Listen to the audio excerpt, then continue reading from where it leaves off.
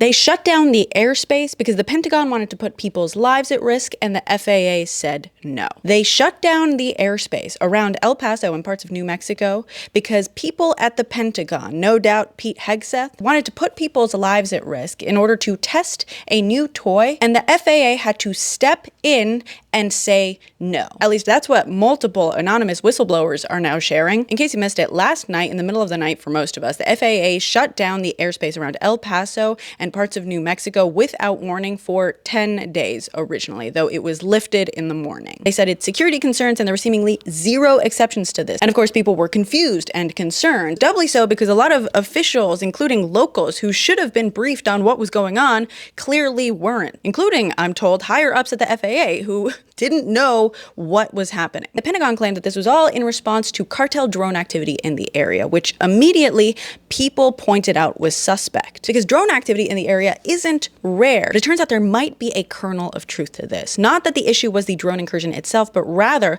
the way that the military and the Pentagon were choosing to handle it, using an untested technology that they had yet to coordinate with the FAA on. See, reportedly, they have a new toy that they've been developing using lasers that would intercept and take down drones. But it sounds like they haven't actually tested this in any sort of airspace that could put people at risk. And the FAA hasn't been allowed to perform a safety assessment to determine what sorts of risks this technology could pose to other aircraft. We're talking commercial aircraft, passenger planes. In fact, reportedly, military officials rolled out this shiny new toy earlier this week and used the technology to down what they thought was a cartel drone, which turned out to be a birthday balloon. Now imagine they did that in even busier commercial airspace. I know some people are gonna say, well, confusing a balloon for a drone is different than confusing a commercial airliner for a drone.